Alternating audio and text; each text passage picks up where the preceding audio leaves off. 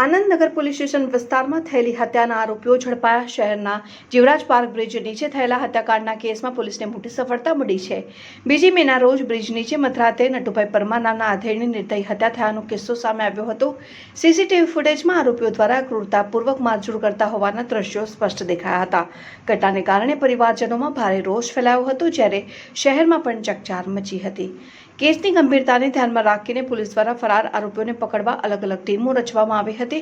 તપાસ દરમિયાન માહિતી મળી હતી કે આરોપીઓ બનાસકાંઠાથી રાજસ્થાન ભાગવાની તૈયારીમાં છે।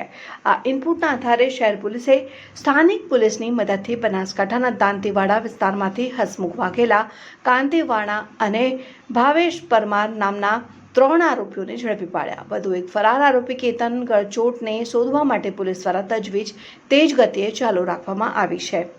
પોલીસ તપાસમાં ખુલ્યું છે કે મૃતક નટુભાઈ પરમારના દીકરા કૌશિકે લગભગ 5 વર્ષ પહેલા પ્રેમ લગ્ન કર્યા હતા અને પત્નીનું મિસકેરેજ થયા બાદ છેલ્લા 6 મહિનાથી બંને વચ્ચે સતત ઘરકંકાસ ચાલી રહ્યો હતો અને કૌશિકની પત્ની હાલ તેના પિયરમાં રહે છે। થોડા દિવસ પહેલા નટુભાઈ અને કૌશિક સાસરી ગયા ત્યારે બોલાચાલી અને ઝઘડો થયો હતો। 28 એપ્રિલના રોજ હસમુખ અને અન્ય કેટલાક લોકો નટુભાઈના ઘરે આવ્યા ત્યારે ફરી ઝઘડો થયો। આદાવત મનમાં રાખીને હસમુખે નટુભાઈને હત્યા કરી હતી। હાલ પોલીસે 3 આરોપીઓને કસ્ટડી લઈને પૂછપરછ શરૂ કરી છે અને સમગ્ર કેસમાં વધુ કડી જોડવા તજવીજ હાથ ધરી છે।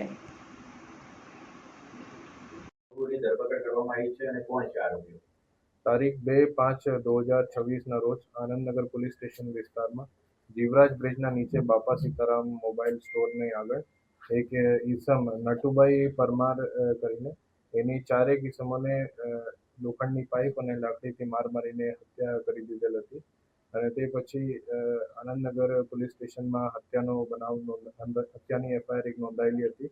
તે પછી તરત જ આનંદનગર પોલીસ સ્ટેશનની અને ઝોન 7 એલસીબીની ટીમ એની શોધખોળમાં, એની ઓળખાણમાં અને ડિટેક્શન માટે પ્રયત્નશીલ થઈ ગઈ હતી। એ દરમિયાન એનો લોકેશન બનાસકાંઠામાં મળ્યું હતું અને બંને ટીમ બનાસકાંઠા રવાના થઈ અને બનાસકાંઠા લોકલ પોલીસની મદદથી પણ એ 4માંથી 3 આરોપીઓની દાંતીવાડામાંથી ધરપકડ કરેલી છે।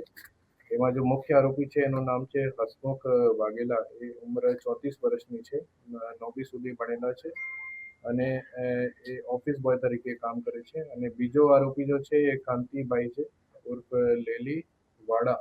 એ પ્લમ્બિંગનું કામ કરે છે અને 46 વર્ષની ઉંમર છે, ધોરણ 9 સુધી ભણેલા છે। એમાં ત્રીજો આરોપી ભાવેશ પરમાર કરીને છે, એની ઉંમર 36 વર્ષ છે, 9મી સુધી ભણેલા છે અને લાલ દરવાજામાં લોખંડની દુકાનમાં કામ કરે છે।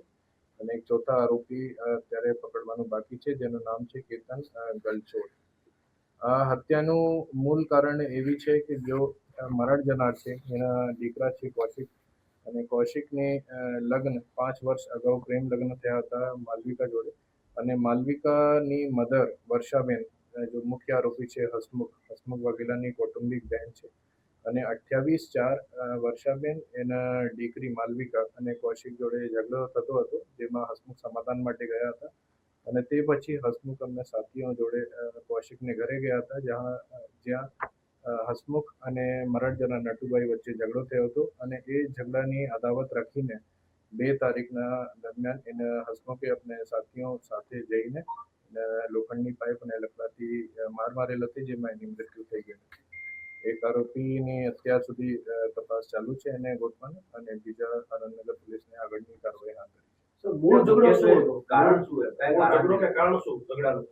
એના એક લાઈનમાં એવું કહી શકે, જો મેટર્નિટી લગ્નના ડિસ્પ્યુટ જો છે એ કારણ એક હત્યાના બનાવનું મુખ્ય કારણ છે, જેમાં વર્ષાબેનની દીકરી માલવિકા અને કૌશિક એનો હસબન્ડ એને વચ્ચે ડિસ્પ્યુટ ચાલતા હતા અને 6 મહિના અગાઉથી ડિસ્પ્યુટ એમાં શરૂ થયેલા હતા અને એ ડિસ્પ્યુટ આગે કરીને વર્ષાબેનના ભાઈ હસમુખ અને કૌશિકના ફાધર મરણ જનાર નટુભાઈ એ વચ્ચે એટલા મોટા થઈ ગયા।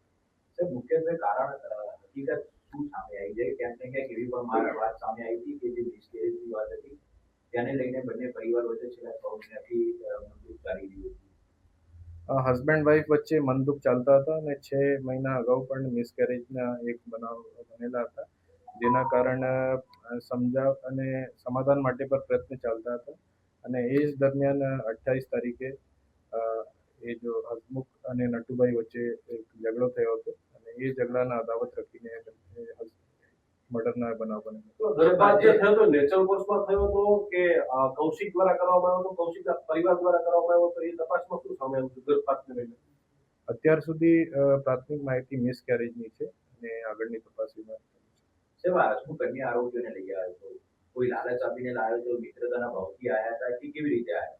એમાં જો એક આરોપી અત્યારે પકડવાના બાકી છે એ એની ફોઈના દીકરા છે અને બીજા બે એના મિત્ર છે. તો આ લોકો ફરાર ક્યારે થયા, કઈ રીતે થયા, કયા માધ્યમથી થયા અને હત્યા કરવા માટેનું નક્કી ક્યારે થયેલું હતું આ લોકો વચ્ચે? એ અહીંયાથી બે આપની બાઇક જોડે અહીંયા આવ્યા હતા અને એ બાઇક કરીને પછી ઉબરથી રાણીપ વિસ્તારમાં ગયા અને ઉબર કરીને તે પછી એ બસ કે બીજા માધ્યમથી બનાસકાંઠાના જો મૂળ ગાંવ છે ત્યાં ફરાર થઈ ગયા અને એનો આગળનો મોટિવ એવું છે કે રાજસ્થાન જઈને કદાચ ત્યાંથી આગળ ફરાર થઈ જાય એવી એની માનસિકતા છે. મંદિરે કઈ ગયા હતા કોઈ? આ મંદિરે છુપવા માટે અને પોલીસથી બચવા માટે મંદિરો વિસ્તારમાં જુદા જુદા નાના ગેસ્ટ હાઉસ હોય છે તેમાં એ પોલીસથી ગિરફથી બચવા માટે ત્યાં ગયા. સાહેબ, હત્યા જ કરવાનું નક્કી કર્યું હતું કે માત્ર સબક શીખવાડવાનું નક્કી કર્યું હતું? એ અત્યારે કન્ફર્મ નથી કે કહી શકાય બટ જે મેને માર મારેલી હતી એના હત્યાના મોટિવ સ્પષ્ટ થાય છે. કોઈ ગુનાહિત